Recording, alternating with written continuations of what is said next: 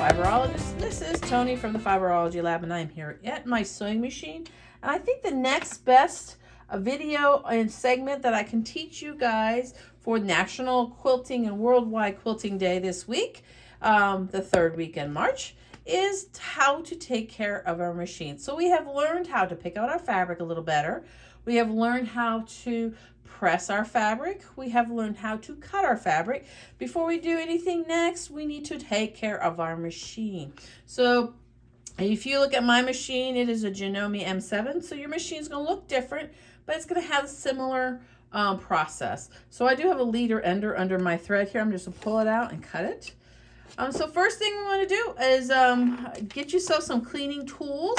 A Q-tip works great. Some machines come with this great little lint brush.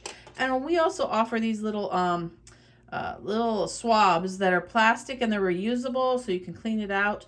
And because they're so small, my camera won't even adjust onto them. But because they're so small, they are able to get into some areas that you normally can't get in. So a couple of things. With your machine, do not use canned air. You've probably heard this before, but you know, it's so much easier to take a can of air and just blow out that dust. Do not do that. What that does, a can of air has liquid in it. It is a liquid, a gas, and it will get in there and corrode, aka rust your parts on the inside. So we don't want to do that. I'm showing this screwdriver because if you have 2 screws on your stitch plate, you're going to take your screwdriver out that came with your machine and unscrew it. This is just a screwdriver I have always by my sewing machine for other things. And the other thing, some machines allow you to, you can't see my hands, but right about here, this is where above the needle plate, you can open that up and take a cotton swab and clean in there as well. So I'm going to turn my, pull up my stitch plate. My fancy machine does have a little button that brings it all up.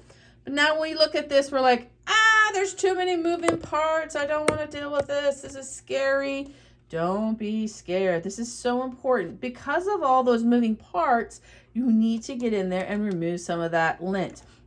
I recommend doing it probably every time you do a bobbin change, because you know the lint from your bobbin and from your thread from the top thread gets built up in this. I have done this recently, so mine looks actually not bad, which is nice to say. I'm going to zoom in a little bit. I'm hoping that the lighting will show well on this camera.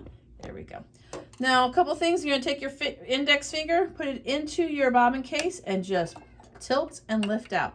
Just tilt and lift out. Even on this, you can see there is some lint. So just make sure you take your little lint brush, clean all that lint out. Do both sides. There's lint on both sides of it. And you can see where it is collecting a little bit on my swab. And with these being usable, you just take them like this, or you can even run them through water and let them dry completely, and then you can reuse them. So the next thing I'm going to do, I am going to take my swab and go just around my bobbin case. Look at that. Okay, I lied. It's a little more dirty than I expected. Makes great for a video.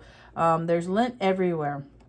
So you're just going to go through, take your little swab. Now my machine has a cutting mechanism, which is this whole bar area here. Just be careful when you take that swab around it that you don't pop any springs or loosen anything. If you do, you might have to take it to your local repair person. Again, just take that around. This is awesome. It really gets up and under things. You see, I'm putting it in all the little crevices that I can see. It's hard for me to see it while I'm actually videotaping too. I do encourage you, if you're dangerous like me, to remove the needle while you're doing this, because then you don't get stuck by it. See, there's a spring right there. And just kind of just work your way around. Look at all that lint I'm finding, and I'm just pulling it off with my fingers and reusing this swab. Now, if you have a bobbin case that looks similar to mine, where it has this little wet wick down here, you do want to give it a drop of oil every once in a while. I would say after every 3rd bobbin, just a drop. You see that? I just did a drop of oil. These are great little oiling pins. I found them on Amazon. Not Amazon. I found them on eBay, actually.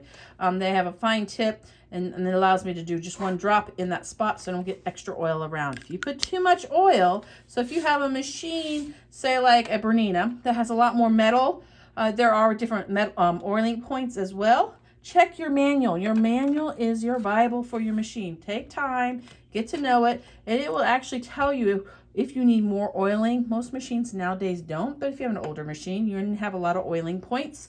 And you do want to use a lightweight machine oil that you can find anywhere actually. We normally carry them in stock as well. We actually carry the oiling pins. I think we don't have any right now, but you can put yourself on that waiting list with our app, which makes it really cool. We also do sell in 20 packs. Oops, let me zoom the phone out. We do sell in 20 packs these little quilting slobs. They're $3.99. They are also available in our app. So that is all you have to do for the maintenance of your machine. One thing you want to do is go ahead and put this bobbin case back in. Let me show you some tips, because everyone gets challenged when they do this.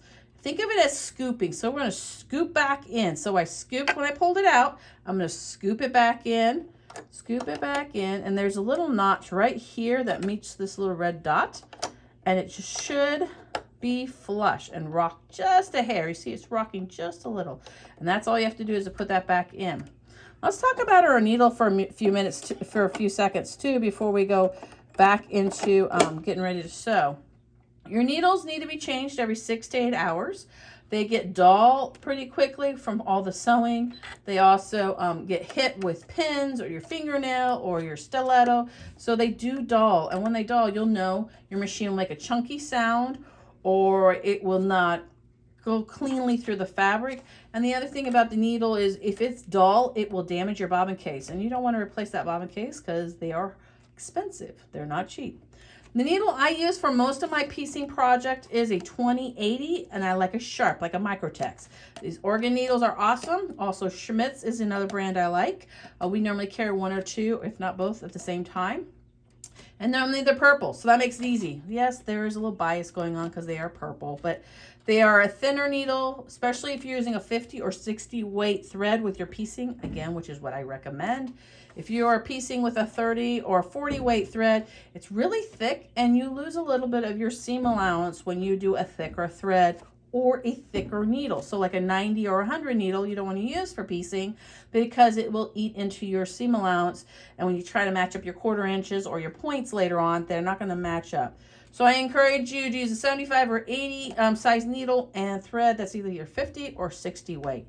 So, and cotton. I like cotton. I like natural fibers with natural fibers. So you can use whatever thread you want, but I like natural fibers with natural fibers. So that's our little tips for today for our our segment on machine care and how to prepare for your sewing. Next segment will be how to make a half square triangle, keeping simple with basics. Again, this week as we celebrate National Quilting Day and Worldwide Quilting Day on the 3rd Saturday of March. You guys have a great one, and remember, we are friends, fibers, and